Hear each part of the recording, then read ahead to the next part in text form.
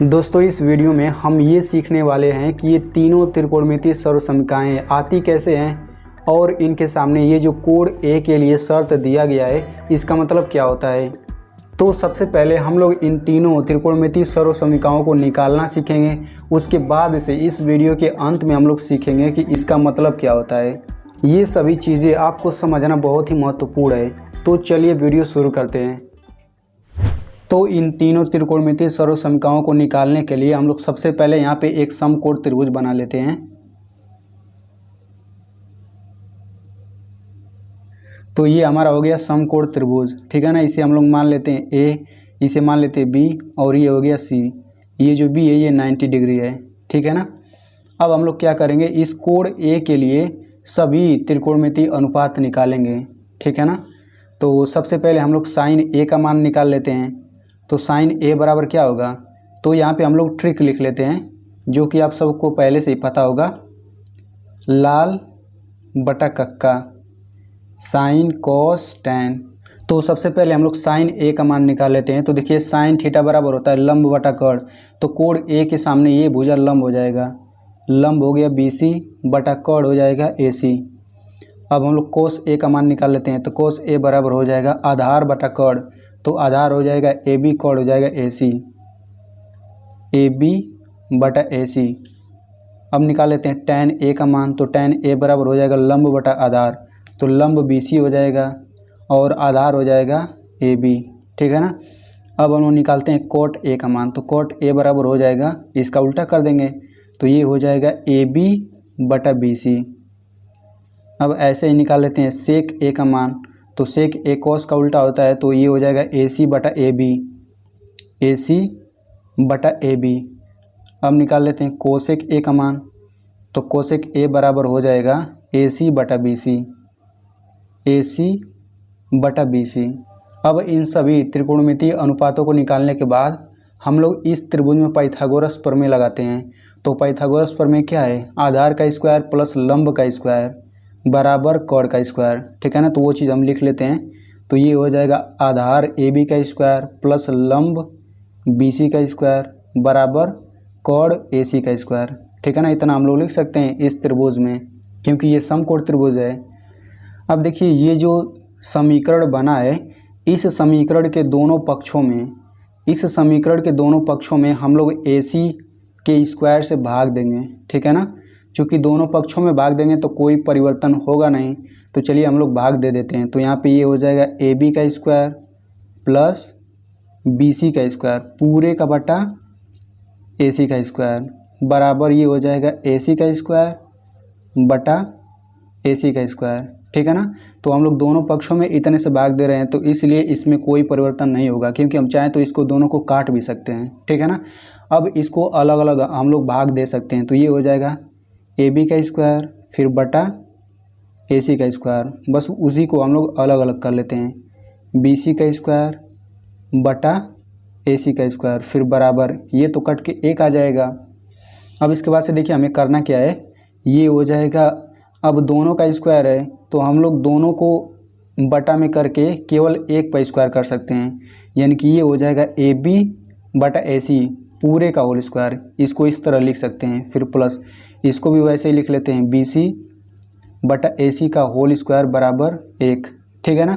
अब देखिए AB बटा AC का मान क्या है, तो AB बटा AC, देखिए AB बटा AC कोस A का मान है तो हम लोग यहाँ पे कोस A लिख सकते हैं, कोस A पूरे का होल स्क्वायर फिर प्लस BC बटा AC देखिए किसका मान है, तो यहाँ पे देखिए BC बटा AC ये तो साइन A का मान है तो हम लोग इसके जगह साइन A लिख सकते हैं, साइन A पूरे का होल स्क्वायर बराबर 1, ठीक है ना। अब ये हो जाएगा कोस स्क्वायर A, इसको इतना लिख सकते हैं, फिर प्लस ये हो जाएगा साइन स्क्वायर A बराबर 1।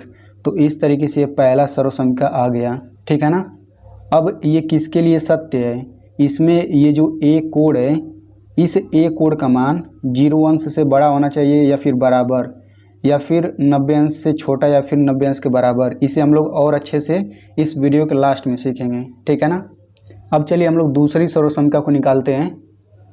अब दूसरे सर्वसमीकरण को निकालने के लिए ये जो समीकरण हमने बनाया था पाइथागोरस प्रमेय का यूज करके, अब इन दोनों पक्षों में हम लोग ए बी के स्क्वायर से भाग देंगे, ठीक है ना। यानी कि इसके दोनों पक्षों में ए बी के स्क्वायर से चलिए हम लोग भाग देते हैं। तो भाग देने पर क्या आएगा, देखिए यहाँ पे ए बी के स्क्वायर से भाग देंगे तो ये 1 के बराबर आ जाएगा, फिर प्लस यहाँ पे ए बी के स्क्वायर से भाग देंगे तो ये आएगा बी सी बटा ए बी का होल स्क्वायर। यहाँ पे मैं लिख देता हूँ, दोनों पक्षों में ए बी के स्क्वायर से हम लोग भाग दे रहे हैं, ठीक ना। अब यहाँ पे ये हो जाएगा बराबर ए सी बटा ए बी का होल स्क्वायर। इसको थोड़ा डायरेक्ट लिख देते हैं। अब इसके बाद से हम देखते हैं ये किसका मान है, तो ये हो जाएगा 1 प्लस बी सी बटा ए बी किसका मान है। तो यहाँ पे देखिए बी सी बटा ए बी किसका मान है, बी सी बटा ए बी ये tan ए का मान है। तो इस तरीके से ये हो जाएगा 1 प्लस tan स्क्वायर ए बराबर ये हो जाएगा ए सी बटा ए बी किसका मान है, ए सी बटा ए बी। देखिए ए सी बटा ए बी यहाँ पे सेक ए का मान है, तो ये हो जाएगा सेक स्क्वायर ए, ठीक है ना। तो इस तरीके से दूसरा सर्वसम का आ गया 1 प्लस tan स्क्वायर ए बराबर सेक स्क्वायर ए, ठीक है ना। यहाँ पे इसके सामने कुछ इस तरीके से होता है।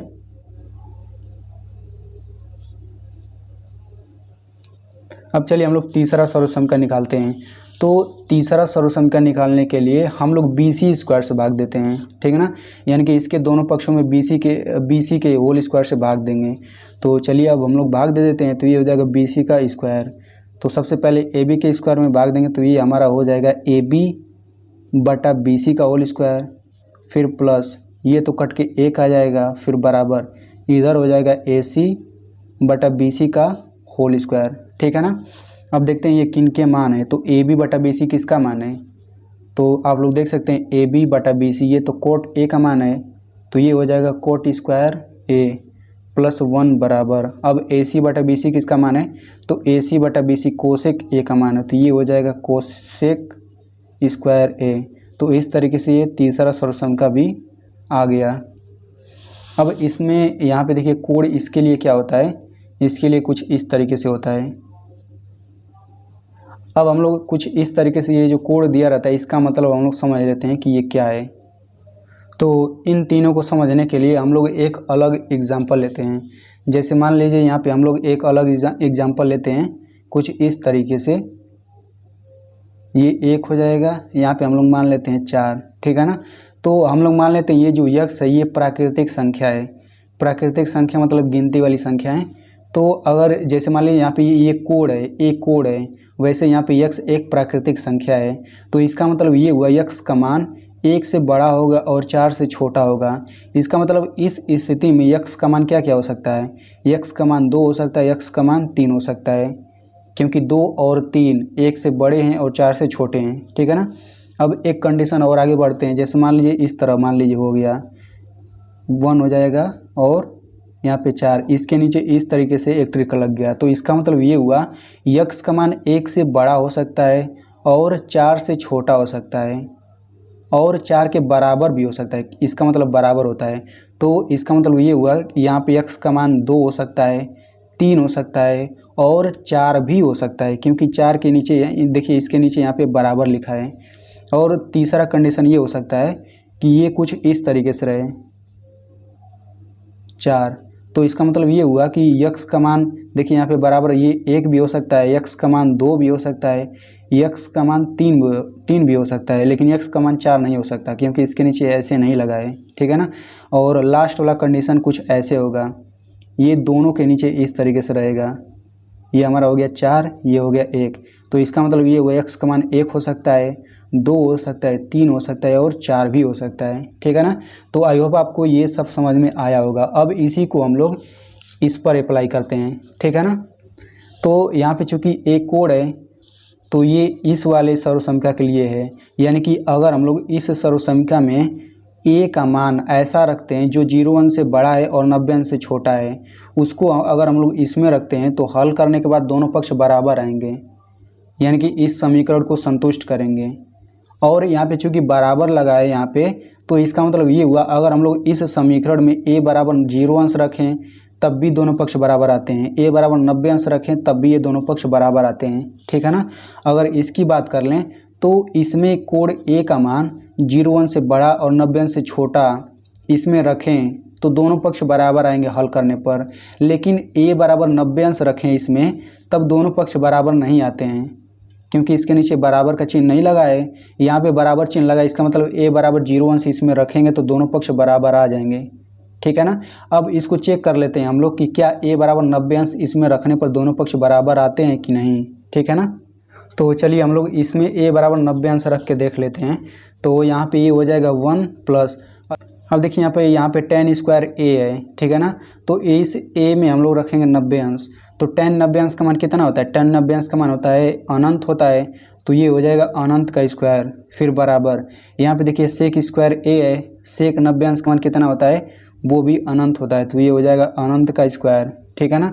तो इस तरीके से आप लोग देख सकते हैं कि यहाँ पे ये अनंत का स्क्वायर है और यहाँ पे भी अनंत का स्क्वायर है, लेकिन इस अनंत स्क्वायर में एक जुड़ा हुआ है, इसका मतलब ये दोनों बराबर नहीं है। तो जब ये बराबर नहीं है तो इसलिए a बराबर 90 अंश नहीं दिया गया है, a बराबर, ठीक है ना। आई होप आपको समझ में आ गया होगा। अब चलिए बढ़ते हैं इस तीसरे वाले समीकरण में। तो इसमें भी देखिए अगर हम लोग इस समीकरण में a का मान 0 अंश से बड़ा और 90 अंश से छोटा कोई भी कोण लें और उससे हम लोग इसमें रखें तो ये समीकरण संतुष्ट होता है, यानी दोनों पक्ष बराबर आते हैं। लेकिन a का मान अगर हम लोग 0 अंश रख दें इसमें तो ये दोनों पक्ष बराबर नहीं आएंगे। तो अगर हम लोग देखिए यहाँ पे रखें कोट स्क्वायर a, यानी कोट 0 अंश का स्क्वायर कितना आएगा, तो कोट 0 अंश का मान अनंत होता है, तो ये हो जाएगा अनंत का स्क्वायर फिर +1 बराबर, यहाँ पे कोसेक 0 अंश का मान होता है अनंत, तो ये हो जाएगा अनंत का स्क्वायर। तो आप लोग इसमें भी देख सकते हैं ये भी दोनों बराबर नहीं हैं, ठीक है ना। तो आई होप आपको समझ में आ गया होगा कि इन तीनों का मतलब क्या होता है।